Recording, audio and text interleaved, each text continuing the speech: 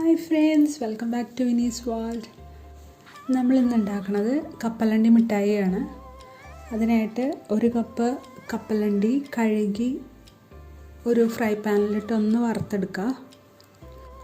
ഇടയ്ക്കിടയ്ക്ക് ഒന്ന് ഇളക്കി കൊടുത്തുകൊണ്ടിരുന്നാൽ മതി.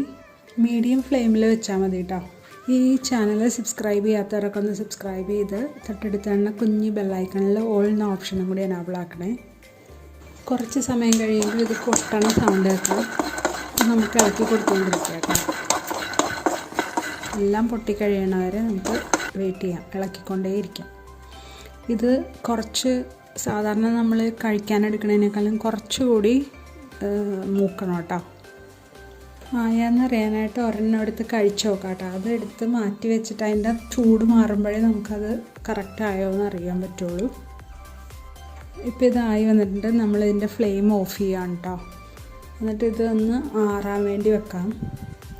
ആ സമയം നമുക്ക് കുറച്ച് ശർക്കര എടുത്ത് ഉരുക്കിയെടുക്കാം. ഞാനിപ്പോൾ കുറച്ച് കൂടുതൽ എടുത്തിട്ടുണ്ട്. നിങ്ങളെടുക്കുമ്പോൾ ഒരു അരക്കപ്പ് ശർക്കര, ഒരു കപ്പ് കപ്പലണ്ടിക്ക് അരക്കപ്പ് ശർക്കര എടുത്താൽ മതി. ഞാനിത് ഉരുക്കി മാറ്റി വെച്ചാൽ എനിക്ക് അടുത്ത പരിപാടിക്ക് എളുപ്പമാവുമല്ലോ, അതുകൊണ്ടാണ് ഞാൻ ഇത്ര എടുത്തേക്കുന്നത്. ഇതിപ്പോൾ നന്നായിട്ട് ഉരുക്കിയെടുത്തിട്ടുണ്ട്. ഇത് നമുക്കൊന്ന് അരിച്ചെടുക്കാം കേട്ടോ. നല്ല കട്ടിയായിട്ടാണ് എടുത്തേക്കണം കേട്ടോ. ഒരു കുറച്ച് വെള്ളം മാത്രമേ ഒഴിച്ചിട്ടുണ്ടായുള്ളൂ ഇതിൽ.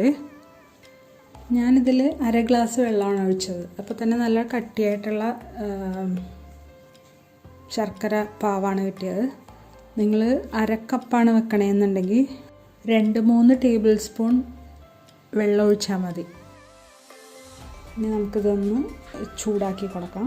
ഇതിപ്പോൾ ഞാൻ കറുത്ത ശർക്കരയാണ് കേട്ടോ എടുത്തേക്കണം. നിങ്ങൾക്ക് ഇത്തിരി കൂടി കളർ കുറഞ്ഞ ശർക്കര എടുക്കുകയാണെങ്കിൽ ഇത്തിരി കൂടി ഒരു ഭംഗി ഉണ്ടാവുമെന്ന് തോന്നുന്നു. ഈ സമയം നമ്മുടെ കപ്പലണ്ടിയുടെ ചൂട് ഒന്ന് കുറഞ്ഞിട്ടുണ്ടാവും. നമുക്കതൊന്ന് തൊലി കളഞ്ഞെടുക്കാം കേട്ടോ.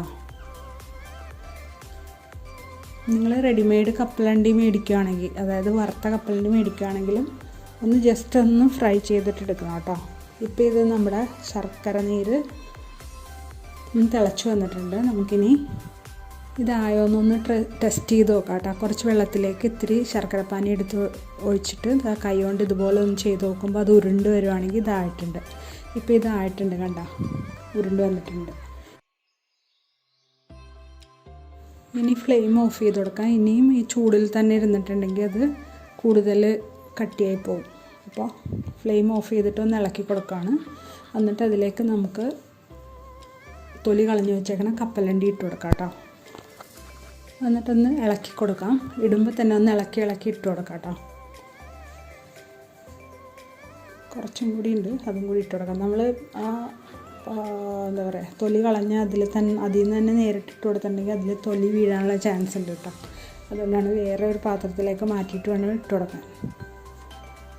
നന്നായിട്ട് ആയി വന്നിട്ടുണ്ട്, മിക്സായി വന്നിട്ടുണ്ട്. നമുക്കിനി ഇതിനെ ഒരു അലൂമിനിയം ഫോയിലിലേക്കോ ബട്ടർ പേപ്പറിലേക്കോ വെച്ച് കൊടുക്കാം. ഞാനിപ്പോൾ ബട്ടർ പേപ്പറിലേക്കാണ് വെച്ച് കൊടുക്കുന്നത്. ഈ ബട്ടർ പേപ്പറിൽ കുറച്ച് നെയ്യ് തൂവി കൊടുക്കാം കേട്ടോ. അലൂമിനിയം ഫോയിലാണെങ്കിലും കുറച്ച് നെയ്യ് തൂവി കൊടുക്കണം, നല്ലതായിരിക്കും.